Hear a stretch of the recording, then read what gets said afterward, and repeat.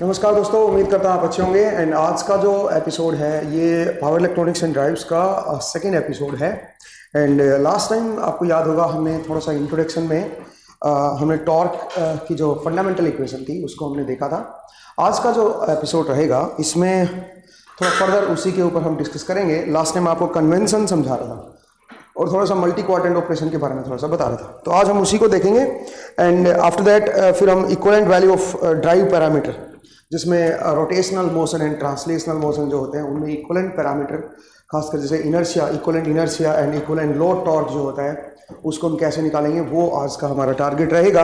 And after that एक question करेंगे उसके ऊपर।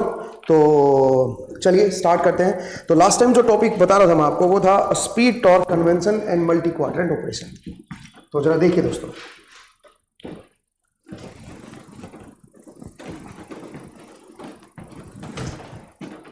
हाँ जी, स्पीड टॉर्क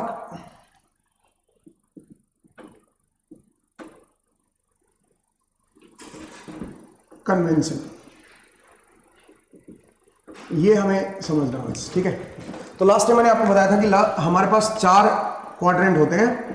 मोटर या तो जो है वो मोटरिंग मोड में काम करेगी या फिर ब्रेकिंग मोड में काम करेगी। तो जैसे मान लीजिए मैं इधर बोल दूं, इधर मेरा टॉर्क है और इधर मेरा स्पीड है, ठीक है। तो ये जो था क्वाड्रेंट 1 ये आपका मोटरिंग था, क्योंकि इसमें टॉर्क एंड स्पीड जो है दोनों पॉजिटिव थी। और अगर दोनों पॉजिटिव थे तो जो पावर आएगी that will be torque into speed, वो पॉजिटिव आएगी। इसका मतलब आप ये कह सकते हो मोटर जो है वो आपका वो पावर को, लोड को डिलीवर कर रही है, या फिर आप सप्लाई से कह सकते हो कि सप्लाई से मोटर पावर एब्जॉर्ब कर रही है, ठीक है ना। तो ये मोटरिंग मोड है क्वाड्रेंट 1। सिमिलरली क्वाड्रेंट अगर मैं 3 की बात करूं तो ये भी मोटरिंग मोड है। क्यों भाई? क्योंकि इसमें टॉर्क रिवर्स हो गया और स्पीड भी रिवर्स होगी। तो इसका मतलब ये प्रोडक्ट जो है स्टिल पॉजिटिव है। इसका मतलब मोटर उल्टा घूम रही है और टॉर्क भी उधर ही जा रहा है। ऑलवेज याद रखिए, जिस तरफ मोटर का टॉर्क होता है मोटर उधर ही घूमनी चाहिए अगर वो मोटर की तरह काम कर रही है। तो जैसे मान लीजिए मेरे पास कोई मोटर है, अगर मैं इसको एक्सप्लेन करूं तो ये मेरे पास मोटर है और इसमें मान लीजिए इस तरफ टॉर्क पैदा हो रहा है, इलेक्ट्रोमैग्नेटिक टॉर्क, तो स्पीड भी इधर ही होनी चाहिए मोटरिंग मोड के लिए। इसकी जो स्पीड होनी चाहिए वो भी इसी डायरेक्शन में होनी चाहिए। तो टी इंटू ओमेगा एम करोगे तो वो पॉजिटिव आ जाएगा दोस्तों, ये मोटर की तरह काम कर रही है। तो अगर मेरा टॉर्क उल्टा होगा तो स्पीड भी फिर उल्टी होनी चाहिए, सो दैट ये जो प्रोडक्ट है ये पॉजिटिव रहे। मतलब अगर आप टॉर्क उल्टा करोगे तो स्पीड भी मोटर की उल्टी हो जानी चाहिए, ठीक है। तो इस केस में इसको हम बोलेंगे रिवर्स मोटरिंग। फिर आप बोलोगे सर रिवर्स या फॉरवर्ड तो रिलेटिव चीज है। भाई आपने इस तरफ को पॉजिटिव स्पीड मान लिया, इस तरफ नेगेटिव स्पीड मान लिया, ठीक है। तो रिवर्स में इसीलिए कह रहा हूं क्योंकि नेगेटिव स्पीड है, उल्टी स्पीड है। पॉजिटिव स्पीड मुझे किधर तो लेनी पड़ेगी ना। जैसे मान लीजिए खासकर ऐसी मोटर होती है जो केवल इनमें जिनमें केवल एक फॉरवर्ड मोशन होता है, केवल आगे की तरफ ही चलती है, बस उनका काम ही इस तरफ होता है। तो जिस तरफ वो नेचुरली चल रही हैं या जो ऑपरेशन पे जो लगी हुई हैं उस तरफ जिधर वो रोटेट कर रही है उसको हम बाय डिफॉल्ट पॉजिटिव मान सकते हैं। बट बहुत सारे ऑपरेशन ऐसे होते हैं दोस्तों जिनमें आगे भी चलती है मोटर, पीछे भी चलती है, मतलब फॉरवर्ड भी रोटेट करती है, बैकवर्ड भी रोटेट करती है। जैसे कि होइस्ट के केस में, आप लिफ्ट के केस में आप समझिए, तो उनमें ऐसा ही होता है। तो उनमें फिर हमें कन्वेंशन लेना पड़ेगा कि कौन से को पॉजिटिव माने, कौन से को नेगेटिव माने, ठीक है। तो खैर फिलहाल तो एक बार जरा समझिए, इसमें तो कोई मानने की जरूरत है नहीं। इसमें तो क्या है, पॉजिटिव नेगेटिव, पॉजिटिव नेगेटिव। अब इधर पॉजिटिव है इधर नेगेटिव है, तो किसको मैं पॉजिटिव बोलूंगा किसको नेगेटिव बोलूंगा, ये अब मुझे कन्वेंशन में सीखना है। बट पहले एक बार क्वाड्रेंट को देख लीजिए कि अगर स्पीड मेरी पॉजिटिव है, टॉर्क भी मेरा पॉजिटिव है। पॉजिटिव किसे मैं बोल रहा हूं वो मैं बताऊंगा आपको। तो मोटरिंग ये होगा और इसको मैं बोलूंगा फॉरवर्ड मोटरिंग, फॉरवर्ड मोटरिंग, ठीक है। अच्छा, यहां पे टॉर्क उल्टा हो गया और स्पीड भी उल्टी होगी, इसको हम क्या बोलेंगे, रिवर्स मोटरिंग, रिवर्स मोटरिंग, ठीक है जी। अब आइए यहां पे क्वाड्रेंट नंबर 2 में। क्वाड्रेंट नंबर 2 में अगर आप देखें तो स्पीड तो मेरी पॉजिटिव है बट टॉर्क नेगेटिव है। इसका मतलब स्पीड पॉजिटिव अगर मैं इधर मान लूं तो इधर ही घूम रहा है बट टॉर्क उल्टा है। अब आप सोचिए मोटर का जिधर टॉर्क है मोटर उधर नहीं घूम रही है, उसका उल्टा घूम रही है। तो ऐसा केस कब होता है, जब ये जनरेटर की तरह काम करे, ठीक है। मतलब मोटर का कुछ जो एनर्जी है उसकी वो वापस भेज रही है सप्लाई को, जो सप्लाई से इसको हमने कनेक्ट किया था उसको वापस मिल रही है सप्लाई। तो इसका मतलब हम इसको क्या बोलेंगे, ब्रेकिंग, ब्रेकिंग, ठीक है। अब अगर ब्रेकिंग है ये तो, लेकिन स्पीड तो पॉजिटिव है, तो इसलिए वर्ड कौन सा वर्ड यूज करेंगे, फॉरवर्ड ब्रेकिंग, ठीक है। सिमिलरली अगर आप यहां पे देखें क्वाड्रेंट नंबर 4 में, तो यहां पे आप देखिए टॉर्क मेरा पॉजिटिव बट स्पीड नेगेटिव है। इसका मतलब अगेन टॉर्क एंड स्पीड क्या आ गया, उल्टे आ गया, क्योंकि मोटर में ऐसा होता नहीं है। इलेक्ट्रोमैग्नेटिक टॉर्क जो है मोटर के अंदर जो पैदा हुआ है वो, और जो आपकी स्पीड है वो एक दूसरे के ऑपोजिट है। तो इसका मतलब अगेन ये ब्रेकिंग जोन है, अगेन ये ब्रेकिंग रीजन है, बट इसको हम बोलेंगे रिवर्स ब्रेकिंग, इसको हम बोलेंगे रिवर्स ब्रेकिंग, ठीक है ना। ये मेरा रिवर्स ब्रेकिंग जोन है भाई, ठीक है भाई। तो हमारे पास टोटल 4 क्वाड्रेंट थे, उनमें हमने बताया कि कौन सा क्वाड्रेंट में कौन सा ऑपरेशन होगा, ठीक है। अब थोड़ा सा आगे बढ़ते हैं। अब आप बोलोगे सर ये पॉजिटिव किसको माना आपने, किस तरफ पॉजिटिव माना, किस तरफ नेगेटिव माना, तो उसके लिए मुझे एक कन्वेंशन फॉलो करना पड़ेगा। तो उसके लिए मैं एक एप्लीकेशन ले रहा हूं होइस्ट की, ठीक है। होइस्ट एप्लीकेशन इसलिए ले रहा हूं क्योंकि उसमें दोनों तरफ डायरेक्शन होती है, मोटर दोनों तरफ घूमती है, ठीक है। तो दैट्स व्हाई मैं होइस्ट का एक एग्जांपल ले रहा हूं और उससे मैं आपको थोड़ा कन्वेंशन बताऊंगा, ठीक है। तो आप लिखिए होइस्ट एप्लीकेशन, लिफ्ट में जो आप पढ़ते हो, ठीक है, वो जरा समझते हैं। होइस्ट का केस देखिए भाई, होइस्ट में क्या होगा जरा देखिए। अगर मैं क्वाड्रेंट वाइज अगर मैं बात करूं तो इधर मान लीजिए मेरा टॉर्क है, इलेक्ट्रोमैग्नेटिक टॉर्क, और इधर मान लीजिए मेरी स्पीड है, ओमेगा है, मोटर स्पीड है, ठीक है। अब जरा देखिए मैं फॉरवर्ड किसको मान रहा हूं और बैकवर्ड किसको मान रहा हूं, उसके लिए मुझे कुछ कन्वेंशन फॉलो करना पड़ेगा, ठीक है। वैसे आपकी मर्जी है, जैसे लिफ्ट जो होती है वो या अप जाती है या डाउन जाती है। आप अपवर्ड मोशन को पॉजिटिव बोल सकते हो या डाउनवर्ड मोशन को पॉजिटिव बोल सकते हो, वो आपकी मर्जी है। बट मुझे एक तो कन्वेंशन फॉलो करना पड़ेगा ना, सो दैट मैं उसके हिसाब से बोल सकूं कि भाई ब्रेकिंग है, फॉरवर्ड ब्रेकिंग है कि रिवर्स ब्रेकिंग है, फॉरवर्ड मोटरिंग है कि रिवर्स मोटरिंग है, ठीक है। तो इसलिए ये फॉरवर्ड और जो रिवर्स वर्ड यूज होंगे वो हमारे कन्वेंशन के हिसाब से होंगे। जरा देखिए कैसे, जरा देखिए कैसे। तो मैं होस्ट की एक एप्लीकेशन ले रहा हूं और इस केस में जरा देखिए क्या होगा। बेसिकली मेरे पास मान लीजिए ये जो है ये मेरा पुली है जिस पे मोटर कनेक्ट है, और तो पहले थोड़ा सा एक बार इस पे पहुंचने से पहले थोड़ा सा एक कन्वेंशन को आप देखिए। ये मेरे पास पुली है और यहां पे कोई एम्प्टी केज है, कोई एम्प्टी केज ले लेता हूं मैं, और इधर कोई ब्लॉक लगा रखा है हमने जिसके पास वेट है कुछ। जनरली ऐसा ही होता है लिफ्टिंग में, एक तरफ आप क्या रखते हो, एक कांस्टेंट वेट रखते हो, ठीक है, और एक तरफ हमारा ये ब्लॉक है जो केज है। तो केज बेसिकली क्या करता है, ये मटेरियल को ट्रांसपोर्ट करने के लिए यूज होता है, ऊपर या नीचे, ठीक है। आप इंसानों को भी ट्रांसपोर्ट कर सकते हो जो लिफ्टिंग में जैसे होता है, ठीक है। तो जरा देखिए दोस्तों इसमें क्या होगा। ये पुली है जिसको मोटर रोटेट करेगी। मैंने आपको बताया था कल के एपिसोड में कि T E minus T L is equal to J D omega M by D T, ये रिलेशन होल्ड करेगी, ठीक है ना। ये हमारी डायनेमिक इक्वेशन है, टॉर्क इक्वेशन है, फंडामेंटल टॉर्क इक्वेशन। तो जरा देखिए दोस्तों यहां पे कुछ कन्वेंशन आपको फॉलो करने हैं। क्या, सबसे पहले तो इसका जो एम्प्टी केज है, इसका जो फोर्स होगा, इसका जो वेट होगा वो इस ब्लॉक से लेस होगा अगर एम्प्टी केज है। तो आप ये कह सकते हो वेट ऑफ एम्प्टी केज, मैं ये मान के चल रहा हूं भाई, is less than weight of block. जो मेरा ब्लॉक है इसके वेट से मैं लेस मान रहा हूं, ठीक है। मतलब अगर इसको आप खाली छोड़ दोगे ना, इसको अगर आप ऐसे छोड़ दोगे तो ये ब्लॉक जो है ना अपने आप इसको नीचे की तरफ खींचेगा, ये ऊपर चला जाएगा क्योंकि इसका वेट ज्यादा है, ठीक बात है। चलिए सबसे पहला तो ये आपको फॉलो करना है, सबसे पहला पॉइंट। दूसरा पॉइंट क्या है सुनिए, जो मोशन अपवर्ड होगा मैं उसको पॉजिटिव मानूंगा। ये मैंने एक रेफरेंस ले लिया बस, आप डाउनवर्ड को पॉजिटिव मान सकते हो। तो मैंने बोला कन्वेंशन में फॉलो कर रहा हूं, ठीक है। तो वो कन्वेंशन क्या है सुनिए, जो अपवर्ड मोशन है, अपवर्ड मोशन जो है उसको मैं पॉजिटिव मान रहा हूं, ठीक है। नंबर 2 जो है वो है upward motion is taken as positive, तो मैं इसको पॉजिटिव मान रहा हूं, ठीक है भाई, याद रखिएगा। अब अगर मैं ये 2 कन्वेंशन फॉलो करूंगा तो उसके बेसिस पे मैं बता सकता हूं कि कब ये मेरा मोटर जो है जो इसकी पुली के साथ कनेक्ट है वो कब मेरी फॉरवर्ड मोटरिंग है, कब मेरी बैकवर्ड मोटरिंग है, ये सब मैं बता सकता हूं। जैसा कि सबसे पहला केस देखिए, सबसे पहले केस में फॉरवर्ड मोटरिंग कब बनेगा, फॉरवर्ड मोटरिंग कब बनेगा जरा देखिए, वो मुझे समझना है। तो यहां पे तक 3-4 केस बनेंगे। कौन कौन से, एक बार ये एम्प्टी केस लो और एक बार ये इसको कुछ मटेरियल डाल दो, ठीक है, 2 केस लेके चल रहे हैं, 2 केस से ही 4 केस बनेंगे। देखना, तो सबसे पहले मैं एम्प्टी केस लेके चलता हूं। सबसे पहले ये वाला देखते हैं कि मान लीजिए एम्प्टी केस है और ये ब्लॉक है। अब आप मुझे ये बताओ कि यहां पे बाय डिफॉल्ट कैसा मोशन होगा, इसमें किस तरफ चलेगी ये ब्लॉक जो है ये तो नीचे की तरफ खींचेगा इसको, क्योंकि हैवी है। तो इसका मतलब आप ये कह सकते हो लोड टॉर्क जो होगा वो इधर होगा, टीएल जो है वो इधर होगा। अच्छा, मैं ये चाह रहा हूं कि इसका जो स्पीड रहे वो कांस्टेंट रहे, या तो अप जा रहा है तब भी कांस्टेंट रहे, या डाउन जा रहा है तब भी कांस्टेंट स्पीड रहे। अगर मेरी स्पीड कांस्टेंट है, सोचिए अगर मैं चाह रहा हूं कि कांस्टेंट स्पीड से अप या डाउन जाए, अगर मेरी स्पीड कांस्टेंट है तो टी और टीएल क्या होने चाहिए बताइए, बराबर होने चाहिए। टी और टीएल बराबर होंगे, तो इसका मतलब मुझे हर केस में टी और टीएल को बराबर करना है। अब जैसे कि देखिए इस केस में 2 केस बन सकते हैं। जब ये खाली है, एम्प्टी केस है, तो उस केस में 2 केस बनेंगे। या तो मैं इसको ऊपर ले जाऊं खाली को, या फिर नीचे लेके आऊं।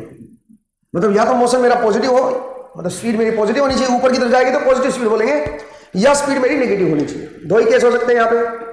अब किस केस में मोटर जो है मोटरिंग की तरह काम करेगी और किस केस में मोटर जो है ब्रेकिंग जोन में काम करेगी, वो मुझे समझना है। तो अब जरा देखिए, या तो ऊपर जा सकता है, नीचे जा सकता है, एम्प्टी केस, क्योंकि लिफ्ट आपने देखी होगी ऊपर भी जाती है खाली और नीचे भी आती है खाली। ठीक है, यहां पे 2 पॉसिबल केस है।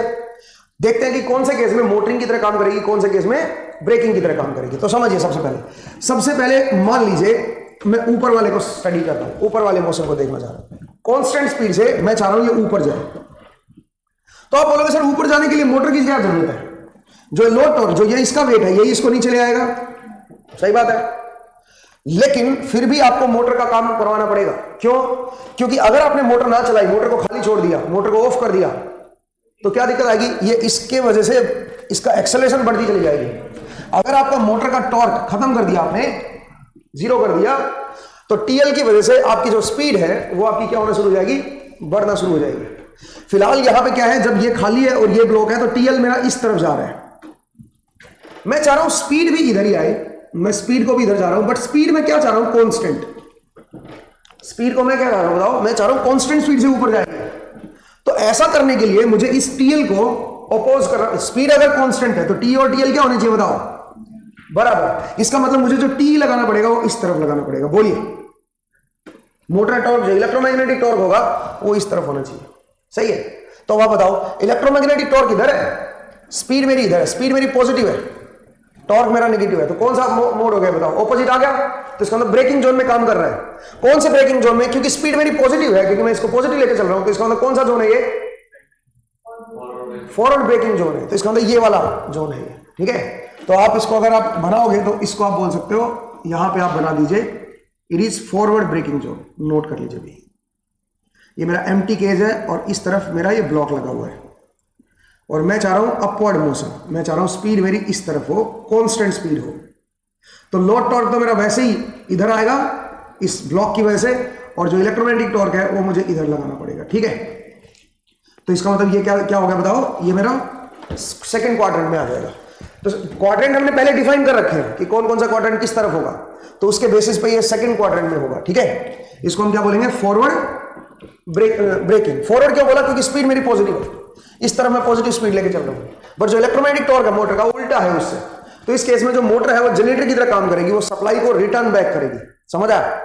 बोलिए भी क्लियर है, आगे बढ़ सकते हैं।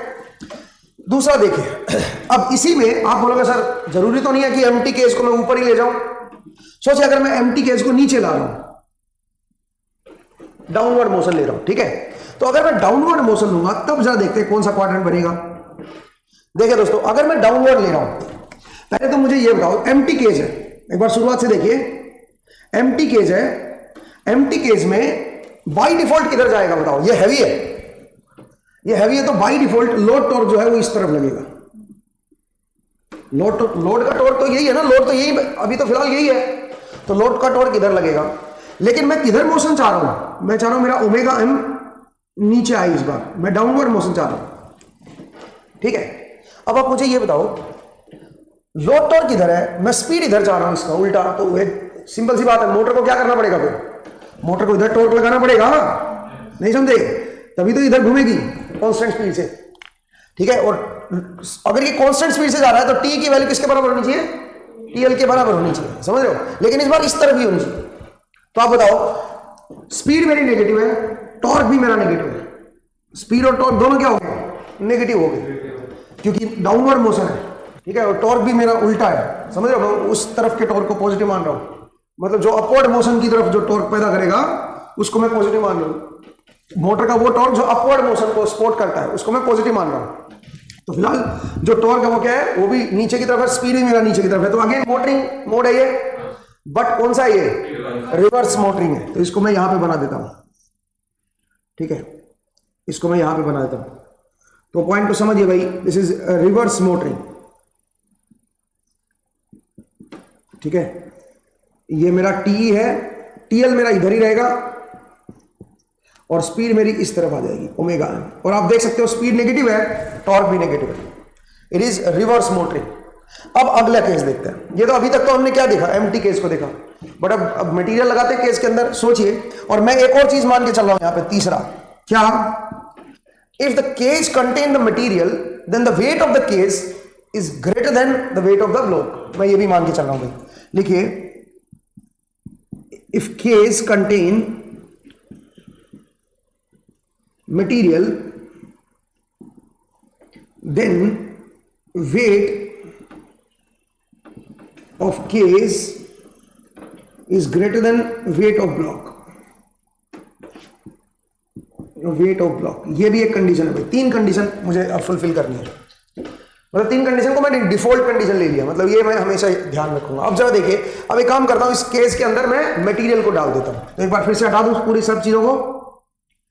अब जरा दोबारा से देखिए, अगर मैं इस केस के अंदर कुछ मटेरियल डाल दूं, सोचिए ये मैंने मटेरियल डाल दिया। अब बताओ, अब यहां पे दो तरह के मोशन बनेगा ना, एक बार तो मटेरियल वाले भरे हुए केस को ऊपर ले जाना और भरे हुए केस को नीचे लाना, दो केस हो सकते हैं ना यहां पे। तो सबसे पहले ऊपर देखते हैं कि भरे हुए केस को मैं ऊपर ले जाना चाह रहा हूं, अपवर्ड मोशन ले जाना चाह रहा हूं। तो अब आप बताओ, डिफॉल्ट में लोड टॉर्क किधर लगेगा, अगर मैं खाली छोड़ दूं, सोचिए मोटर को, तो ये वेट ज्यादा हो गया अभी, तो इसका अंदर लोड टॉर्क जो आएगा अब उसकी डायरेक्शन इस तरफ आएगी, लेकिन क्योंकि मुझे अपवर्ड मोशन करना है और वो भी कांस्टेंट स्पीड से, तो क्या होना चाहिए, जो इलेक्ट्रोमैग्नेटिक टॉर्क, मोटर का टॉर्क जो लगना चाहिए वो उल्टा लगना चाहिए, तभी तो ऊपर जाएगा, ठीक है। इलेक्ट्रोमैग्नेटिक टॉर्क ऊपर की तरफ लगेगा और मैं चाह रहा हूं कि ऊपर की तरफ ये कांस्टेंट स्पीड से मूव करे, समझ आया भाई। तो इसका अंदर कौन सा जोन बन गया है बताओ, फॉरवर्ड मोटरिंग, क्योंकि टॉर्क भी इधर है, स्पीड भी इधर है, दोनों सेम डायरेक्शन में मोटर के, और अपवर्ड है तो पॉजिटिव मैं मोशन मानूंगा। तो इसका मतलब इसको मैं क्या बोलूंगा बताओ, ये इस केस में दिखाऊंगा फॉरवर्ड मोटरिंग, तो आप इसको यहां पे दिखा दीजिए, इट इज फॉरवर्ड मोटरिंग, समझ आया अभी। ये जो है ये मेरा फॉरवर्ड मोटरिंग है, इसमें मेरा जो इलेक्ट्रोमैग्नेटिक टॉर्क है वो इधर है, लॉड टॉर्क मेरा उल्टा है और स्पीड मेरी इस तरफ ही है, ओमेगा एम जो है वो भी इस तरफ है, ठीक है भाई। तो ये मेरा फॉरवर्ड मोटरिंग बन गया, अपवर्ड मोशन था, ठीक है, लिख लिया। अब आइए यहां पे डाउनवर्ड मोशन, क्योंकि जो केज भरा होता है उसमें डाउनवर्ड मोशन भी हो सकता है भाई, बोलिए। अब मुझे डाउनवर्ड मोशन देखना है, तो डाउनवर्ड मोशन में जरा देखिए क्या होगा, जब मोशन मेरा डाउनवर्ड होगा तब देखते हैं क्या होगा। अब यहां पे डाउनवर्ड मोशन है मेरा नीचे की तरफ, तो अब बताओ, डाउनवर्ड मोशन तो वैसे ही हो जाएगा बाय डिफॉल्ट, मतलब जो लोड टॉर्क है वही ले आएगा इसको नीचे की तरफ, तो क्योंकि ये पहले से ही हैवी है। बट अगर आपने मोटर का टॉर्क जीरो कर दिया ना, तो ये नीचे की तरफ एक्सेलरेट होगा और धड़ाम से गिरेगा। हम चाहते हैं क्या बताओ, हम कांस्टेंट स्पीड से चाहते हैं, तो इसका मतलब मुझे इसको ऑपोजिट क्या लगाना पड़ेगा, इलेक्ट्रोमैग्नेटिक टॉर्क, मोटर का टॉर्क देना पड़ेगा ऑपोजिट, सो दैट ये बराबर रहे इसके हमेशा और स्पीड क्या रहे मेरी कांस्टेंट, ठीक है। तो इन दिस केस स्पीड मेरी इधर की तरफ ही रहेगी, बट मुझे मोटर का टॉर्क उल्टा लगाना पड़ेगा ये। तो आप बताओ, स्पीड नेगेटिव है, डाउनवर्ड है, तो इसको मैंने स्पीड को नेगेटिव माना है, तो इसका अंदर क्या बनेगा, ये कौन सा क्वाड्रेंट बताओ, रिवर्स ब्रेकिंग। ब्रेकिंग इसलिए बिकॉज टॉर्क और स्पीड ऑपोजिट है, तो इसलिए इसको हम क्या बोलेंगे, रिवर्स ब्रेकिंग। तो इसको यहां पे बनाना पड़ेगा फोर्थ क्वाड्रेंट में, ठीक है, समझ गए ना आप मेरा पॉइंट। तो आप जरा देखिए कौन से कन्वेंशन में फॉलो करके चल रहा हूं, तो आगे जब भी होस्ट एप्लीकेशन आएगी मैं ये कन्वेंशन फॉलो करूंगा भाई, ठीक है। यहां पे मेरा ये भरा हुआ है और नीचे की तरफ मोशन है मेरा, स्पीड ओमेगा एम डाउनवर्ड है, लोड टॉर्क भी डाउनवर्ड आएगा इस केस में, और इलेक्ट्रोमैग्नेटिक टॉर्क मुझे इधर देना पड़ेगा, सही है भाई, बोलिए दोस्तों। तो इस केस में मोटर जो है वो जनरेटर की तरह काम करेगी, मोटर टॉर्क इधर दे रही है, घूम मोटर इधर रही है, ठीक है, सही है भाई। आगे बढ़ जाए, ये कन्वेंशन समझ आया आपको? चलिए, अच्छा ये तो मैंने रोटेशनल मोशन में बताया। अब अगर आप बोलोगे सर ट्रांसलेशनल मोशन में क्या होगा? ट्रांसलेशनल मोशन में आगे की तरफ कोई बॉडी मूव करेगी या पीछे की तरफ कोई बॉडी मूव करेगी, तो उसमें किसी को भी पॉजिटिव ले सकते हो आप, आपकी सहूलियत है। इसमें भी आप किसी को भी पॉजिटिव ले सकते थे। सोचिए, डाउनवर्ड मोशन को अगर आप पॉजिटिव लेते तो ये फॉरवर्ड मोटरिंग बनता, ये रिवर्स मोटरिंग बनता, ये आपका फॉरवर्ड ब्रेकिंग और ये आपका रिवर्स ब्रेकिंग बनता। सही बात है ना? आगे बढ़ सकते हैं भाई? चलिए, तो ये मैंने थोड़ा सा कन्वेंशन के बारे में बताया कि क्या कन्वेंशन हम फॉलो करने वाले हैं खासकर होइस्ट एप्लीकेशन में, ठीक है। नेक्स्ट जरा देखिए,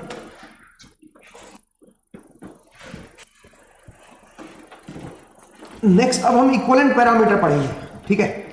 तो आप लिखिए इक्विवेलेंट पैरामीटर इन ड्राइव्स, ठीक है, वो पढ़ते हैं। इक्विवेलेंट पैरामीटर, देखिए दोस्तों, नेक्स्ट जो टॉपिक है हमारे पास वो है equivalent values of drive parameter.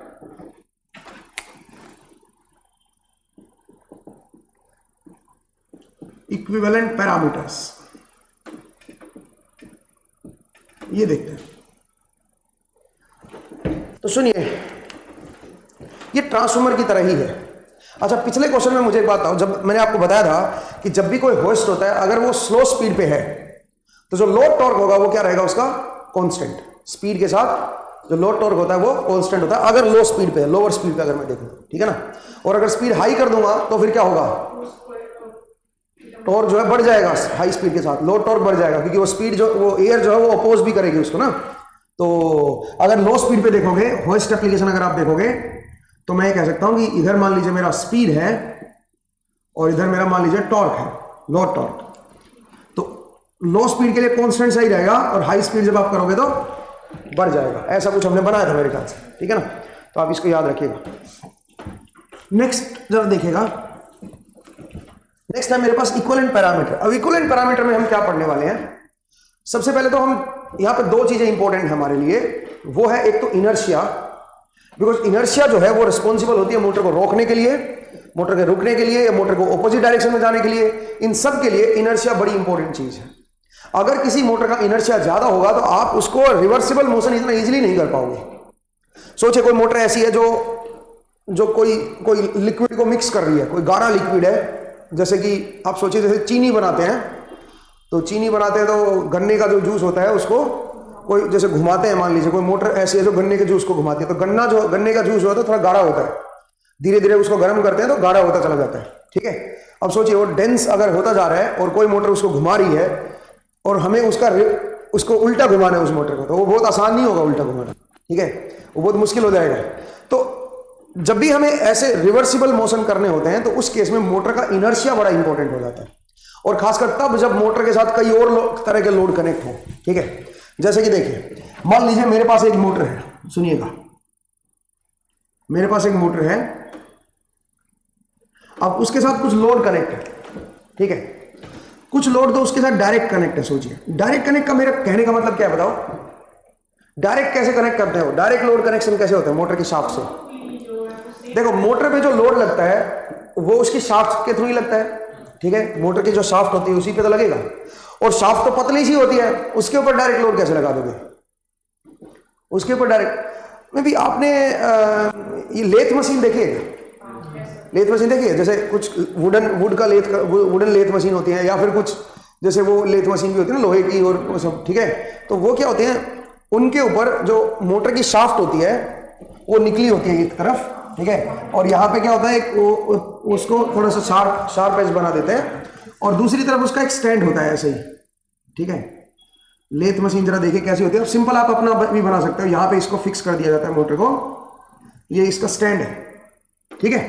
तो लकड़ी को हम इसके अंदर डालते हैं, ठीक है, और इसको यहां से टाइट कर देते हैं। इसके साथ यहाँ पे स्क्रू लगा होता है जो आगे की तरफ मूव कराता है, इसको टाइट कर दिया जाता है, मोटर को घुमाया जाता है, उसके साथ साथ ये भी घूमती है। तो इसका अंदर ये डायरेक्ट लोड नहीं हो गया, इसका डायरेक्ट शाफ्ट में लोड हो गया, नहीं। तो इस तरह के जो लोड होते हैं वो डायरेक्ट लगे होते हैं। या फिर एक और एग्जांपल देता हूं, डायरेक्ट लोड का एक और एग्जांपल भी देता हूं। ये तो लेथ मशीन का एग्जांपल दिया मैंने, और जरा देखिए कई बार क्या होता है, जैसे ये मान लीजिए मेरी मोटर है, ये मेरी शाफ्ट है, शाफ्ट में हमने पुली लगा रखी है एक, ठीक है, पुली समझते हो ना, लोहे की पुली लगा रखी है और पुली के ऊपर बेल्ट चढ़ा रखा है और इधर भी दूसरी पुली है और उस पुली से कोई कोई दूसरी वो लोड कनेक्ट है। कौन सा लोड कनेक्ट है? मे बी इस पुली के साथ कोई और मशीन घूम रही है, साथ साथ रोटेशनल मोशन है, इस पुली के साथ कोई दूसरी मशीन, कोई लोड कनेक्ट है, वो घूम रहा है साथ साथ। जैसे कोई मान लीजिए कोई सोचिए कोई कोई कोल्लू समझते हो जिससे ऑयल निकलता है जी? हाँ, बैल नहीं कोल्लू का बैल अलग चीज होता है। अभी आजकल कोल्लू जो होते हैं वो हमने है जी, जैसे सरसों का ऑयल डाला हमने, सरसों का ऑयल निकालना है तो उसमें सरसों डालते हो, उसके एक बड़ा सा वो होता है वी शेप में कुछ, उसमें सरसों डाल दो तो क्या होता है, वो दो उसके ना वो परत सी होती है, वो उनको घुमाना पड़ता है एक दूसरे के ऊपर, तो उसमें सरसों जब जाती है तो पूरी पीस जाती है सरसों और उससे फिर ऑयल निकलता है, ठीक है। बाद में फर्दर ऑयल की फिल्टरिंग वगैरह भी कुछ होती है। तो खैर आप समझिए, इस तरह का मान लीजिए कोल्लू का वो इसके वो घुमाने के लिए, आटा चक्की होती है, जैसे आटा चक्की के दो पार्ट नहीं होते हैं, उनको घुमाना पड़ता है, ठीक है, एक पार्ट को घुमाओ, एक तो फिक्स रहता है, तो एक पार्ट को घुमाने के लिए बेल्ट चढ़ा रखा हमने इस पे। लेकिन जो बेल्ट मैंने चढ़ाया है उसमें जो डायामीटर है हमारा जो पुली का वो सेम है। तो अगर डायामीटर सेम है तो आप ये कह सकते हो कि जो इसकी स्पीड होगी वही इसकी भी स्पीड होगी। इसका मतलब ये डायरेक्ट लोड है, आप ये कह सकते हो। ये भी एक अलग तरह का डायरेक्ट लोड है, जैसे यहाँ पे जो लेथ मशीन वाला डायरेक्ट लोड था इस तरह का हमने नहीं लगाया, बट ये भी एक काइंड ऑफ डायरेक्ट लोड है, ठीक है ना। तो मान लीजिए मेरे पास कोई मोटर है और मोटर के ऊपर मैंने कोई डायरेक्ट लोड लगा रखे हैं और कुछ इनडायरेक्ट लोड लगे हुए हैं। इनडायरेक्ट लोड कौन से होते हैं? जिनमें हम गियर के थ्रू लगाते हैं, गियर सिस्टम। अब गियर सिस्टम कैसे होता है सुनिए, उसमें क्या होता है, जैसे हमें कई बार स्पीड हाई नहीं चाहिए होती है, कई बार हमें लो स्पीड चाहिए होती है, कई बार हमें हाई स्पीड चाहिए होती है, तो उसमें हम क्या करते हैं, गियर सिस्टम लगाते हैं। जैसे अगर आपने सर्वो मोटर देखी हो, ठीक है, तो सर्वो मोटर में क्या होता है, उसमें बहुत सारी गियर लगे होते हैं, उसको खोल के देखोगे ना तो उसमें बहुत सारे गियर लगे होते हैं। तो मोटर की जो स्पीड, एक्चुअल स्पीड, वो बाहर नहीं आती है, वो गियर के थ्रू कुछ अलग स्पीड बाहर आती है, तो ऐसे फिर वो इनडायरेक्ट लोड बन जाता है, ठीक है। जरा देखिए इनडायरेक्ट लोड कैसे लगाते हैं, बताओ, देखिए, मतलब इनडायरेक्ट लोड भी थोड़ा सा मैं बता देता हूं। जैसे मान लीजिए मेरे पास कोई मोटर है और उस पर हमने क्या किया है, उसमें हमने यहां पे, आप जरा देखिए, यहां पे गियर लगा रखे हैं, जैसे गन्ने का नहीं होता, गन्ने का जूस निकालते तब, यहां पे मान लीजिए मेरा गियर लगा हुआ है, तो ये क्या करेगा, जैसे घूमेगा इसको भी घुमाएगा साथ साथ, ठीक है। और यहां पे मैंने कोई लोड लगा रखा है, यहां पे मैंने कोई लोड लगा रखा है, ठीक है। जैसे हमें गन्ने का जूस निकालते हैं तो गन्ने वाला जो होता है वो स्लो घूमना चाहिए, लेकिन जो उसके साथ मोटर कनेक्ट करते हैं वो तो बहुत फास्ट घूमती है ना, तो उस केस में हमें क्या लगाना पड़ेगा, गियर लगाना पड़ेगा। तो गियर के थ्रू हम क्या कर सकते हैं, स्पीड को कम ज्यादा कर सकते हैं, ठीक है, depending on number of gear कितने हैं यहाँ पे। अगर मान लीजिए यहाँ पे n गियर है और यहाँ पे n1 है तो उसके हिसाब से मैं स्पीड को चेंज कर सकता हूं। ये इनडायरेक्ट लोड है, उनको क्या बोलते हैं, इनडायरेक्ट लोड। लेकिन आप सोचिए, ऐसे लोड लगाने से ओवरऑल जो इनर्शिया है मोटर का वो तो बदल गया ना। ओवरऑल इनर्शिया क्या हो गया, अब पूरी बॉडी ये है, अगर सोचिए मोटर को उल्टा घूमना है तो पहले तो इसको रुकना पड़ेगा, अब रुकने में समय लगेगा क्योंकि इनका इनर्शिया जो है, जो इनकी बॉडी जो अंदर का भी एक मास है वो भी घूम रहा है, रोटर, और ये भी घूम रहा है, तो एक तरह से इनका एक एनर्जी स्टोर हो गई है, एक इनर्शिया बन गया। तो इक्विवेलेंट इनर्शिया क्या होगा वो हमें देखना है, और ऐसे ही इक्विवेलेंट लोड टॉर्क क्या होगा, ठीक है, वो हमें देखना है। दो तीन चीजें हमें देखनी है, equivalent load torque and equivalent inertia, क्योंकि ऐसे कई सारे हम लोड लगाते हैं, ऐसे गियर सिस्टम लगा के और कई तरह के लोड लगाते हैं। ऐसे ही जरूरी नहीं है गियर के थ्रू लगाओ, बेल्ट के थ्रू भी तो आप लगा सकते हो ना, पुलिस के थ्रू, भाई एक पुली को बड़ा कर दो, एक पुली को छोटा कर दो, ठीक है, तो उसके हिसाब से भी स्पीड वेरी कर जाती है। तो इन दैट केस, क्योंकि इसकी स्पीड और इसकी स्पीड बराबर नहीं है, तो हमें इसका इक्विवेलेंट इनर्शिया निकालना पड़ेगा और हमें इक्विवेलेंट लोड टॉर्क निकालना पड़ेगा। तो ये जो है इसको जरा समझते हैं कि इक्विवेलेंट इनर्शिया कैसे निकालते हैं और इक्विवेलेंट लोड टॉर्क कैसे निकालते हैं। तो मैं यहां पे दो केस लेके चल रहा हूं, कौन कौन सा, मैं मान के चल रहा हूं कि एक तो लोड मेरा डायरेक्ट कनेक्ट है और कुछ लोड मेरे इनडायरेक्ट कनेक्ट है, या फिर अभी के लिए एक डायरेक्ट लोड ले लेता हूं और एक इनडायरेक्ट लोड ले लेता हूं, ठीक है। डायरेक्ट लोड को मैं सीधा ऐसे दिखा रहा हूं कि यहां इसी शाफ्ट पे डायरेक्टली कनेक्ट है, ठीक है, ये मेरा डायरेक्ट लोड है भाई, जो शाफ्ट के साथ सीधा जुड़ा हुआ है, और ये मेरा इनडायरेक्ट लोड है जो गियर के थ्रू जुड़ा हुआ है। अब थोड़ा एक बार गियर को भी समझते हैं, थोड़ा गियर सिस्टम को समझते हैं। या फिर कई बार क्या होता है, जो पुली हम लगाते हैं, एक तरफ पुली बड़ी होती है और एक तरफ पुली छोटी होती है। जैसे कि देखिए, मान लीजिए ये कोई पुली है, मोटर के साथ कनेक्ट है, ठीक है, और इसके साथ बेल्ट लगा के एक छोटी पुली लगी हुई है, ठीक है। इसका कुछ डायामीटर है D1, इसका कुछ डायामीटर है D1 और इसका डायामीटर मान लीजिए D2 है, ठीक है।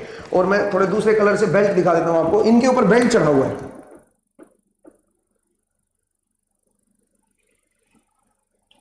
इनके ऊपर बेल्ट चढ़ा हुआ है दोस्तों, ये बेल्ट चढ़ा हुआ है, ठीक है। तो ऊपर वाली मोटर जो है, ऊपर मैंने मोटर कनेक्ट कर रखी है यहां पे, जो इसको घुमा रही है ओमेगा एम से, और उससे आपका बेल्ट ऐसे घूम रहा है, ये भी आपका घूम रहा है, बट ये ओमेगा M2 है मान लीजिए, या ओमेगा M1 मान लेता हूं। अब हमें देखना है कि इनकी स्पीड में क्या रिलेशन होगी। आप बोलिए कौन सा फास्ट होगा, बता सकते हो? छोटे वाला फास्ट होगा, ठीक है। अच्छा, यहां पे ऐसे गियर में भी ऐसे ही होता है, गियर सिस्टम में भी यहां पे N गियर है मान लीजिए ऊपर, और यहां पे N1 है, और इसकी स्पीड मान लीजिए मैं ओमेगा M1 बोल देता हूं और इसकी स्पीड मान लीजिए ओमेगा M बोल देता हूं। तो आप बता सकते हो कि स्पीड का रेशियो क्या होगा। अगर मैं omega M upon omega M1 बोलूं, जैसे ट्रांसफॉर्मर में नहीं होता था, आप एनर्जी ट्रांसफर करने के लिए कॉइल का यूज करते थे, एक तरफ N1 टर्न्स होती थी, एक तरफ N2 टर्न्स होती थी, बिल्कुल ऐसा ही है ये मैकेनिकल ट्रांसफर करने का तरीका है, मैकेनिकल तरीके से पावर ट्रांसफर करने का तरीका है, ठीक है। तो इनमें भी टर्न रेशियो होगा। मुझे एक बात बताइए, अगर मैं आपसे ये बोलूं क्या कि नंबर ऑफ गियर, ये N जो है ये मान लीजिए बड़े हैं N1 से, मतलब ज्यादा है, इस पे गियर ज्यादा है, इस पे गियर ज्यादा है, कम है। अब आप बोलोगे सर ऐसा कैसे हो सकता है कि एक पे गियर कम हो एक पे ज्यादा हो? वो हो सकता है, गियर के बीच का गैप तो उतना ही है ना। अगर गैप उतना ही होगा तभी तो एक दूसरे के अंदर फंसेंगे, नहीं समझे? गैप उतना ही है, बट सोचिए एक की रेडियस छोटी कर दूं मैं, इसकी रेडियस छोटी कर दूं, तो इस पे क्या होंगे बताओ? नंबर ऑफ गियर कम होंगे, बट गैप उतना ही होगा, क्योंकि इसकी रेडियस छोटी है। तो इसमें जो गियर लगे होंगे वो क्या होंगे? वो कम होंगे। और इसकी अगर रेडियस बड़ी है तो इस पे गियर क्या होंगे? बड़े होंगे, मतलब ज्यादा होंगे। इसका मतलब जिस तरफ नंबर ऑफ गियर कम है उसकी रेडियस छोटी है, इसका मतलब छोटी है, तो इसका मतलब वो फास्ट घूमेगा। तो इसका मतलब आप ये कह सकते हो, अगर N1 लेस है N से, तो आप ये बोल सकते हो ओमेगा M1 क्या होगा? फिर इसका मतलब ग्रेटर होगा ओमेगा M से। बोलिए, सही बात है। तो अब यहां पे बताओ, omega M by omega M1, omega M जो है छोटा है इससे, इसका मतलब ये रेशियो लेस देन 1 आएगा। तो क्या मैं इसको आप N1 अपॉन N लिख सकते हो, या आप इसको N अपॉन N1 लिखोगे? अगर N अपॉन N1 लिख दिया तो ग्रेटर देन 1 हो जाएगा ना, नहीं समझे? तो इसका मतलब क्या बनेगा? ये इसके बराबर बनेगा, ठीक है। और इसको मैं कोई टर्न रेशियो का नाम दे देता हूं A, जैसे आप ट्रांसफॉर्मर में यूज करते थे A। तो वैसा ही यहाँ पे रेफरिंग का कंसेप्ट लगेगा। अभी आप देखेगा कैसे हम रेफर करेंगे और किस तरह से हम इक्विवेलेंट इनर्शिया निकालेंगे और इक्विवेलेंट टॉर्क निकालेंगे, वो जरा समझिएगा, ठीक है भाई? यहां तक समझ आया? अब सुनिए, यहां पे भी ऐसा ही होगा। यहां पे कैसे निकालें? यहां पे तो कोई आपका वो है नहीं, क्या बोलते हैं, गियर तो है नहीं। अच्छा, मैं ये मान के चल रहा हूं कि गियर में कोई स्लिपेज नहीं है, मतलब कोई बीच में ना वो क्या बोलते हैं उसको, डिले, वो क्या होता है, गैप जो होता है ना, उसको क्या बोलते हैं?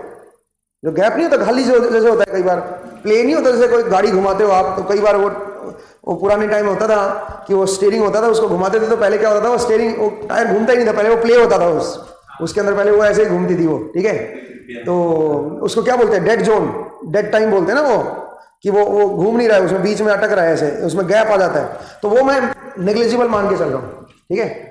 तो इन दैट केस ये है। और दूसरा, यहाँ पे कोई पावर लॉसेस में नहीं मान रहा हूँ कि कोई भी पावर लॉस होगा।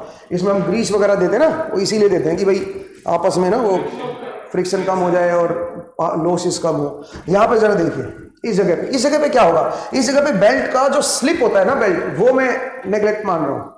मैं मान रहा हूँ कि बेल्ट जो है ना एक दूसरे के ऊपर स्लिप नहीं कर रहा। कई बार क्या होता है, बेल्ट वैसे घूम जाता है, स्लिप हो जाता है। उसके लिए हम क्या करते हैं पता है?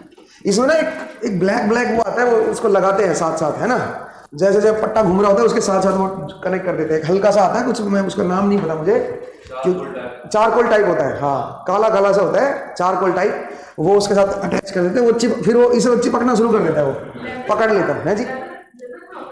लेदर में नहीं होता, चारकोल टाइप होता है, चारकोल ही होता है, आप ये मान लो चारकोल ही होता है बेसिकली वो। तो उसका एक पूरी पैकेट सा हमें, क्योंकि मुझे इसलिए याद है क्योंकि हमारे वो आरा मशीन होती थी लकड़ काटने की, तो उसमें क्या होता था, एक ऐसे शाफ्ट के साथ कई सारे और तरह शाफ्ट कनेक्ट होते हैं, कई सारे लोड कनेक्टेड होते हैं उसमें, ठीक है। तो वो बेसिकली इस तरह से ये होता है, उसमें वो चिपक जाता है उससे। तो सुनिएगा, इसमें क्या होगा, ये इसकी स्पीड ज्यादा होगी, इसका मतलब आप ये कह सकते हो omega m1 is greater than omega m। तो अगर मैं omega m upon omega m1 निकालूं यहां पे, तो लेस देन 1 आएगा, आप जानते हो। तो that must be equal to क्या होना चाहिए, d2 बाई d1 की d1 बाई d2,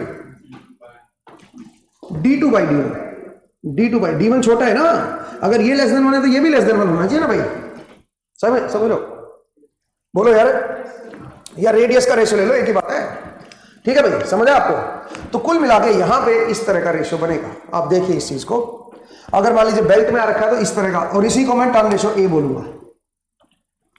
ये टर्न रेशियो मैं गलत बोल रहा हूं वैसे, मुझे डायमीटर रेशियो बोलना चाहिए, ठीक है, और यहाँ पे गियर रेशियो बोलना चाहिए, ठीक है। टर्न रेशियो में इसलिए बोल रहा हूँ बिकॉज ट्रांसफॉर्मर में आपने टर्न रेशियो पढ़ा है, दैट्स व्हाई, ठीक है। तो आप समझ गए होंगे ना कि किस तरह से हम ये देखेंगे। अब सुनिए, अब मुझे एक बात बताइए, अगर मैं टोटल एनर्जी की बात करूं कि टोटल काइनेटिक एनर्जी कितनी स्टोर्ड है इसमें, इस सिस्टम में, यहां पे आइए, ये ले लो या ये ले लो, एक ही बात है। कई जगह गियर लेते हैं, कई जगह पुली ले लेते हैं, इस तरह से, तो मैं एक ही लेके चल रहा हूं, ठीक है। तो मैं मान रहा हूं कि इस गियर सिस्टम में कोई एनर्जी का लॉस नहीं है। अगर मैं नेग्लिजिबल एनर्जी लॉस ले लूं तो आप बताओ यहां पे जो टोटल काइनेटिक एनर्जी जो आएगी, टोटल काइनेटिक एनर्जी वो क्या आएगी, हाफ जे इक्वलेंट ओमेगा m स्क्वायर। ये ओमेगा m से घूम रहा है, मैं इस तरफ से देख रहा हूं, total kinetic energy on motor side, अगर मैं मोटर साइड पे टोटल काइनेटिक एनर्जी देखूं तो ये बनेगी। आप बोलोगे सर आपने जे इक्वलेंट क्यों लिखा है, क्योंकि मैं सब चीज को किधर रेफर करके देख रहा हूं, मोटर साइड। लेकिन एक्चुअल में वो क्या है, एक्चुअल में है 1/2 जे, मोटर का जो जे होगा वो इंटू ओमेगा m स्क्वायर, ठीक है, इसको जे एम लिख दूं, मोटर का जो, ठीक है, प्लस बताइए जो डायरेक्ट लोड कनेक्ट है 1/2 जे L1 ओमेगा m स्क्वायर, इसकी भी स्पीड ओमेगा नहीं है, प्लस 1/2 इसके बताइए जे L2 लोड L2 है, बट ये इनडायरेक्टली कनेक्ट है, तो यहां पे क्या आएगा ओमेगा m1 इसका स्क्वायर, क्योंकि यहां पे स्पीड जो है ओमेगा m1 है। बोलिए सही लिखा ना मैंने, एक बार देख लो भाई, ये मोटर का आपका है इनर्शिया, ये लोड का जो, इसका लोड का जो इनर्शिया वो है JL1, इसका जो लोड का इनर्शिया JL2, ठीक है भाई। ये डायरेक्ट कनेक्ट था तो इसकी स्पीड भी वही बनेगी जो मोटर की स्पीड थी, क्योंकि डायरेक्टली कनेक्ट है, इसलिए ओमेगा m और इसकी ओमेगा m1, ठीक है। अब जरा देखिए तो ये क्या बन गया, ये बन गया 1/2 JM omega m square plus 1/2 JL1 omega m square plus, बताइए यहां पर जरा देखिए 1/2 JL2 ओमेगा m1 को क्या लिख सकता हूं बताओ, मुझे ओमेगा m की टर्म में लिखना है, क्योंकि इधर भी क्या है 1/2 J इक्वलेंट ओमेगा m का स्क्वायर है ना इधर भी। बोलिए, क्योंकि मैं मोटर साइड पे देख रहा हूं, मोटर साइड पे तो स्पीड ओमेगा m है ना, तो मैं सबको ओमेगा m की टर्म में लिखना चाह रहा हूं। तो बताओ ओमेगा m में लिखोगे तो क्या लिखोगे, omega m1 is equal to, हाँ नहीं एक ही टर्म में बता दो ना, तो यहां से मैं बोल सकता हूं omega m1 is equal to omega m upon a, ठीक है। तो आप क्या कह सकते हैं यहां पे, एक बार देख लो भाई फिर से एक बार, ठीक है। तो ये क्या बन गया, ये बन गया ओमेगा m अपॉन ए का होल स्क्वायर, एक बार देख लीजिए, बोलिए कोई दिक्कत है तो, ठीक है, आगे बढ़ सकते हैं। हाँ अब जरा देखिए, अब यहां पे अगर आप देखोगे तो omega m square both side से क्या हो गया, कट गया, और जो हाफ है वो भी कट गया, नहीं भाई, तो यहां से क्या निकल आया, जे इक्वलेंट जो बनेगा, मैं ऊपर लिख रहा हूं भाई, ठीक है। तो that J equivalent refer to motor side will be equal to, motor का जो J1 है JM प्लस जो लोड का इनर्शिया है JL1 plus JL2 upon a square. कुछ बुक्स में मल्टीप्लाई बाय ए स्क्वायर होता है, क्योंकि उनमें ये रेशो उल्टा ले लेते हैं, ठीक है ना, इसको 1/a बोल देते हैं, ठीक है, तो उसमें ए स्क्वायर बन जाएगा। तो सुनिए, ये तो ट्रांसफॉर्मर की तरह ही हो गया ना, जो इनर्शिया इधर था डायरेक्ट था वो तो यूं का जुड़ गया, और जो इनर्शिया इस तरफ था वो टर्न रेशियो के स्क्वायर में मल्टीप्लाई हो गया है। लेकिन सुनिए कौन सी टर्न ऊपर रखेंगे, इस एक ही जगह पे अगर मैं ये n1 n2 पुट करूं तो जरा देखो ये क्या बनेगा, ये बनेगा jm। देखो याद रखने का तरीका क्या है, ट्रांसफॉर्मर की तरह ही याद रखिए इसको, JL2 इनटू, बताइए एक ही जगह पे क्या रखोगे आप, n1 अपॉन n2, तो n ऊपर चला जाएगा और n1 नीचे आ जाएगा और इसका क्या हो जाएगा स्क्वायर। तो इसका मतलब क्या सीखे आप, जिस तरफ आप रेफर कर रहे हो उस साइड की टर्न ऊपर रखिए ऑपोजिट के नीचे और उसका स्क्वायर कर दीजिए। इंपीडेंस की तरह हो गया, जैसे इंपीडेंस होता था बिल्कुल वैसे ही हो गया, ठीक है। ऐसे यहां पे डायमीटर में भी सेम कंसेप्ट हम लगाएंगे, ठीक है, डायमीटर में भी हम लोग सेम कंसेप्ट लगाएंगे, सही है भाई। याद रखेगा इससे मेरे पास इक्विवेलेंट इनर्शिया आ जाएगा, J इक्विवेलेंट आ जाएगा, ठीक है, ये मेरे पास J इक्विवेलेंट बन जाएगा। पूरे सिस्टम का हमने इक्विवेलेंट इनर्शिया निकाल दिया। बोलिए भाई कोई दिक्कत है तो आगे बढ़ सकते हैं, बोलिए एक बार देख लो भाई, इसको नोट कर लीजिए, ठीक है। हमने इक्विवेलेंट इनर्शिया निकाल दिया कि पूरे सिस्टम का इक्विवेलेंट इनर्शिया क्या होगा। अब आप बोलोगे सर इक्विवेलेंट इनर्शिया क्यों निकाला, क्योंकि बहुत सारी जगह पे हमें फंडामेंटल टॉर्क की इक्वेशन लिखनी होती है, हमें ट्रांजिएंट एनालिसिस करना होता है मशीन का कि कितने टाइम में स्पीड बढ़ेगी, कितने टाइम में स्पीड डाउन आएगी। तो वो जो ट्रांजिएंट एनालिसिस है उसके लिए मुझे पूरे सिस्टम का इक्विवेलेंट इनर्शिया चाहिए, दैट्स व्हाई। अच्छा मैं यहां पे ये मान के चल रहा हूं कि कोई यहां पे एनर्जी का लॉस नहीं हो रहा है, यहां पे इस सिस्टम में एनर्जी का कोई लॉस नहीं हो रहा, ठीक है ना, ये मैं मान के चल रहा हूं। मतलब जो गियर सिस्टम है उसमें एनर्जी लॉस नहीं हो रहा, और यहां पे मैं स्लिपेज को जीरो मान रहा हूं, ठीक है। आगे बढ़ सकते हैं भाई, बोलिए, मैं इसको रब कर दूं कहानी को। चलिए ये तो हमने सीख लिया इनर्शिया को कैसे करते हैं। और अच्छा अगर मल्टीपल लगे हो यहां पे, और मतलब ये n/n1 है, एक और गियर लगा दिया यहां पे, सोचिए n2 के साथ n/n2, तो यहां पे क्या हो जाएंगे, और जुड़ते चले जाएंगे वो, नहीं भाई, ठीक है, कर लोगे ना ये, आगे बढ़ जाएंगे। तो इसके साथ अलग अलग हम गियर लगा के और उससे इक्विवेलेंट इनर्शिया निकाल सकते हैं। अब ये इक्विवेलेंट टॉर्क, लोड टॉर्क, अब लिखिए इक्विवेलेंट लोड टॉर्क, ठीक है, मैं रब कर दूं भाई इसको। चलिए अब आइए इक्विवेलेंट लोड टॉर्क, वो जरा देखते हैं, इक्विवेलेंट लोड टॉर्क। अच्छा ये रोटेशनल मोशन में बता रहा हूं मैं, अभी ट्रांसलेशनल मोशन नहीं बता रहा हूं। तो equivalent parameter in rotational motion, rotational system, ये मेरा रोटेशनल सिस्टम में है भाई, अभी ट्रांसलेशनल सिस्टम आएगा, ठीक है। तो जरा देखिए दोस्तों, अब इक्विवेलेंट टॉर्क निकालते हैं कि टॉर्क की इक्विवेलेंट वैल्यू क्या होगी अगर मैं एक तरफ ले जाऊं, तो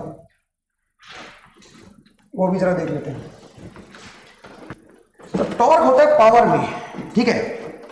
अब सोचिए मैं अगर ये बोलूं कि मोटर को जो पावर मिल रही है यहां पे, वो कितनी पावर है, वो है मोटर का टॉर्क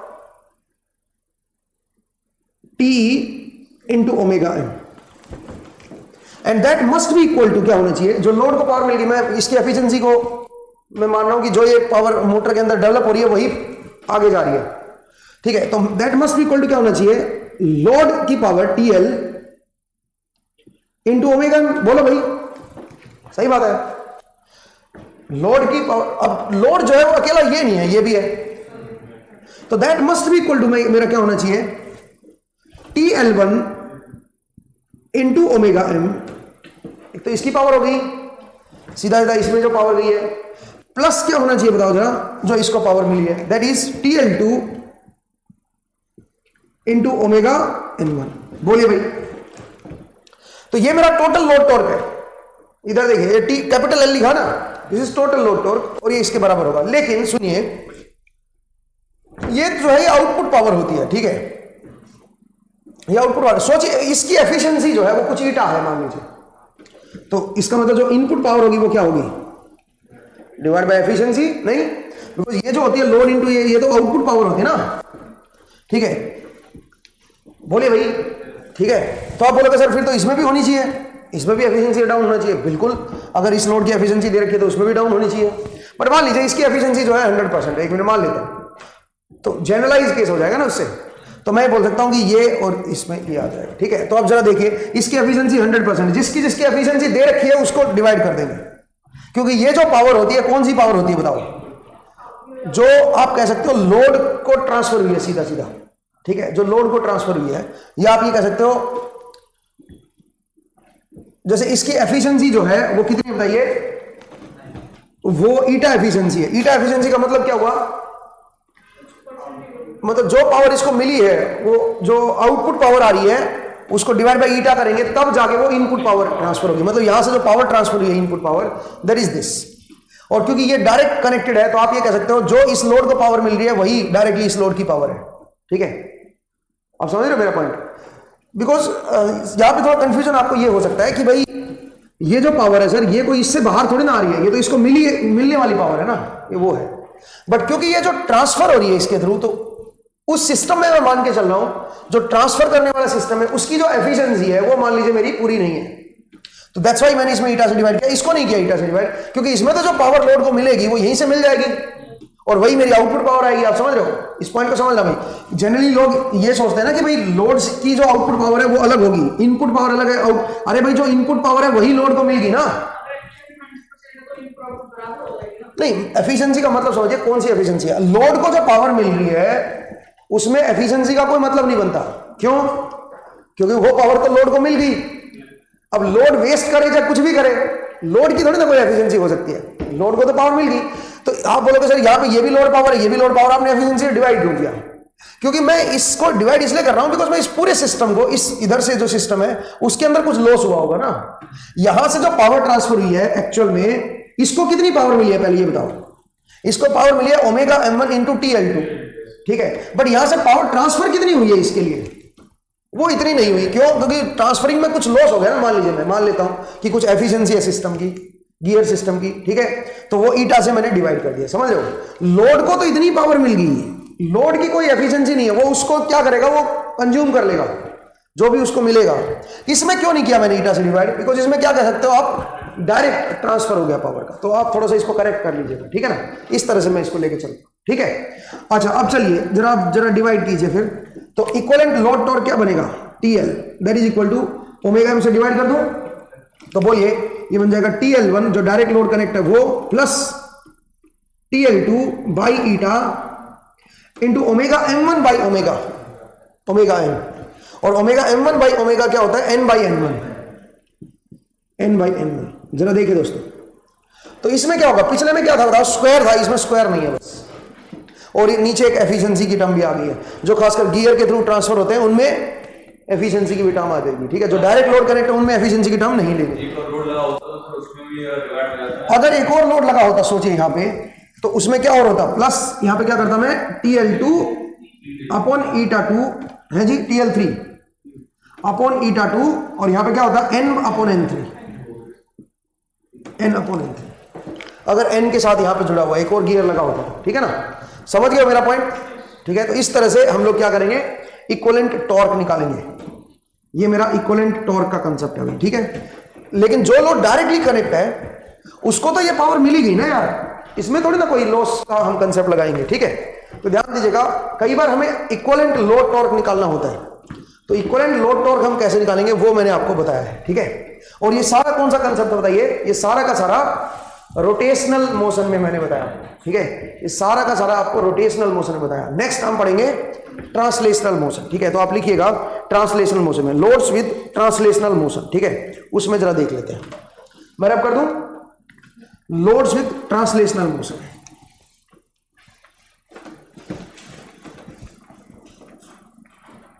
रोटेशनल सिस्टम की जगह पे अब ट्रांसलेशनल सिस्टम आ जाएगा।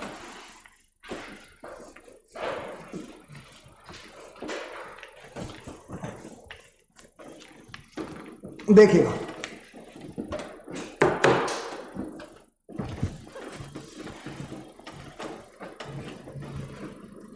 हाँ जी, ट्रांसलेशनल देखिए।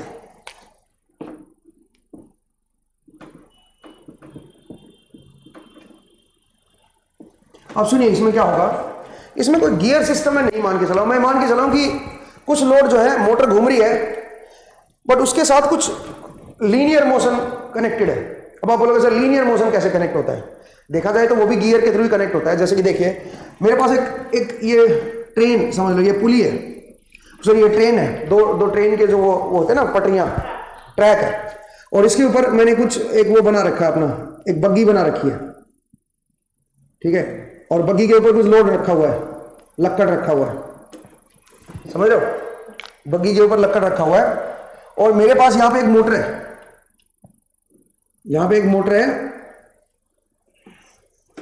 अब मुझे इस बग्गी को आगे पीछे घुमाना है, तो इसके जो टायर है घूमेंगे तभी तो आगे पीछे जाएगी। तो मैंने क्या किया, मैंने इसके दो टायर के साथ या एक सिंगल टायर के साथ वो इस टायर का बाहर निकाल के गियर सिस्टम लगा दिया, चेन लगा दी इसमें, और यहां पे जो शाफ्ट है उसके साथ वो लगा के और उस पर भी चेन लगा दिया। चेन समझते हो, ऐसे चेन लगा रखी है, ठीक है। तो जब ये घूमेगा, जैसे साइकिल में चेन नहीं होती, बिल्कुल ऐसे ही, तो जब ये घूमेगी तो वो ये चेन आगे पीछे जाएगी, तो उससे क्या होगा, ये बग्गी भी घूमेगी। और बल्कि दो तरफ लगा रखी है मोटर मैंने, क्योंकि दोनों तरफ बराबर मोशन होना चाहिए ना, ठीक है। तो इनको मैंने सिंक्रोनाइज किया हुआ है, समझ रहे हो, सेम स्पीड से। तो बेसिकली ये जो मोशन हो गया, किस तरह का मोशन हो गया बताओ, ट्रांसलेशनल मोशन, ठीक है। ये मेरा ट्रांसलेशनल मोशन हो गया। तो इस केस में क्या होगा सुनिए, इस केस में इक्विवेलेंट इनर्शिया कैसे निकालोगे आप, वो जरा देखिए। तो इस केस में इक्विवेलेंट इनर्शिया कैसे निकलेगा, जो टोटल सिस्टम की जो इनर्शिया आएगी वो ये होगी। मोटर तो ओमेगा एम स्पीड से घूम रही है, तो मैं मोटर साइड से ही देखूंगा, ठीक है। तो that must be equal to 1/2 जो लोड है, जैसे कोई भी किसी भी तरह का कोई रोटेशनल लोड लगे होंगे, कुछ ट्रांसलेशनल लोड लगे होंगे, तो रोटेशनल लोड का जो इनर्शिया है वो मान लीजिए ये है, उसकी स्पीड मान लीजिए ओमेगा m1 है। या कोई डायरेक्ट लोड लगा लो, चलो कुछ लोड डायरेक्ट कनेक्ट है, सोचिए उसकी स्पीड क्या होगी, ओमेगा नहीं होगी। अच्छा, कुछ जो है वो ट्रांसलेशनल लोड है, तो उसकी जो एनर्जी होगी वो होगी हाफ mv²। बोलो, उनकी कुछ वेलोसिटी होगी, तो उनमें काइनेटिक एनर्जी जो होगी वो हाफ mv² होगी। तो अब बताओ, अब अगर मैं इसको हटा दूं हाफ को तो कट जाएगा, और जो ओमेगा m² है उससे नहीं, तो J इक्विवेलेंट क्या बन जाएगा इस केस में, JL1 जो डायरेक्ट लोड है उसकी इनर्शिया तो यूं आ गई। अच्छा, इस JL1 में मोटर भी आएगा ना, क्योंकि इक्विवेलेंट इनर्शिया है, तो इसका मतलब क्या लेंगे बताओ, इसमें मोटर का भी तो लेंगे भाई, प्लस JM ओमेगा m²। बोलिए ना, ये तो मोटर का इनर्शिया होगा, ये लोड का इनर्शिया हो गया। आप इन दोनों को इकट्ठा भी कर सकते थे, एक साथ लिख सकते थे, क्योंकि वो डायरेक्ट कनेक्ट है तो उसको मोटर का हिस्सा बना लो, और ये जो ट्रांसलेशनल मोशन है उसका, तो JM यहां पे क्या बन जाएगा, मोटर का इनर्शिया प्लस क्या बनेगा JL1, और प्लस क्या बन जाएगा बताओ जरा, mv² अपॉन ओमेगा m², ठीक है। ये मेरा क्या बन जाएगा, ये मेरा आपका इक्विवेलेंट इनर्शिया बन जाएगा। मतलब जो भी आपके ट्रांसलेशनल है उनकी काइनेटिक एनर्जी लिख दो बस, ठीक है, उनकी बस आप काइनेटिक एनर्जी लिख दो, और उससे आपका सीधा सीधा सोल्व हो जाएगा। ये क्या है, मोटर का इनर्शिया, ये लोड का इनर्शिया जो डायरेक्ट कनेक्टेड है।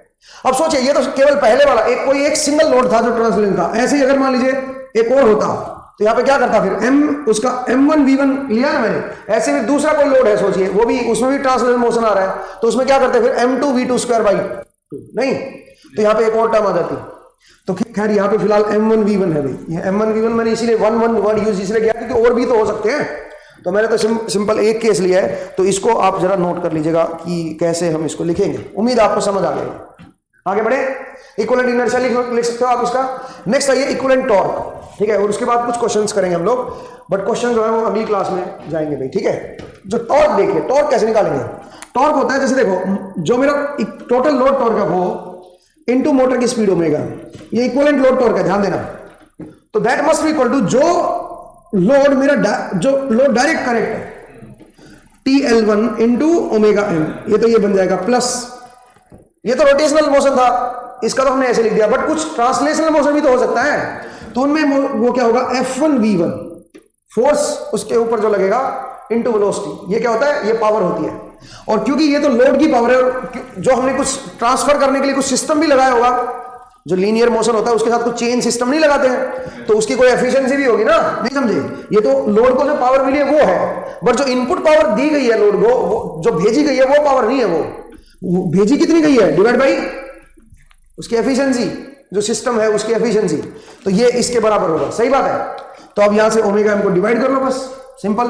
तो इक्विवेलेंट लोड टॉर्क क्या आएगा बताइए, वो बनेगा TL1 plus F1 V1 upon eta into omega m, ठीक है भाई, समझ आया आपको, इसको नोट कर लीजिएगा। और ऐसे और भी लोड होते तो F2 V2, F is force, ठीक है, F यहाँ पे टॉर्क नहीं है भाई, यहाँ पे फोर्स है F, ठीक है।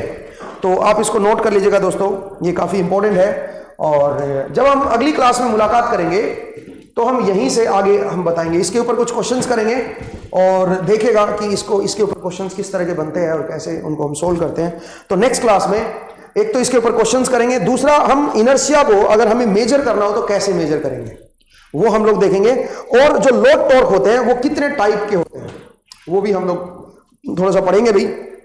तो अभी इस चैप्टर में अभी हमें 2-3 क्लास और लगेंगी, उसके बाद ये चैप्टर हमारा कवर हो जाएगा। उसके बाद हम रेटिंग्स के ऊपर बढ़ेंगे कि मशीन की रेटिंग हम कैसे डिसाइड करते हैं, ठीक है, कौन सी रेटिंग का कैसे हम मोटर को डिसाइड करेंगे, डिपेंडिंग ऑन लोड किस तरह का है, क्योंकि अलग अलग तरह के लोड होते हैं ना, जिनमें कॉन्टिन्यूस लोड भी होते हैं, कई बार क्या होता है कि कुछ देर के लिए लोड आता है फिर चला जाता है, तो उस ऐसे केसेस को भी हम रेटिंग डिसाइड करेंगे, मोटर की कौन सी रेटिंग कैसे सेलेक्ट करें।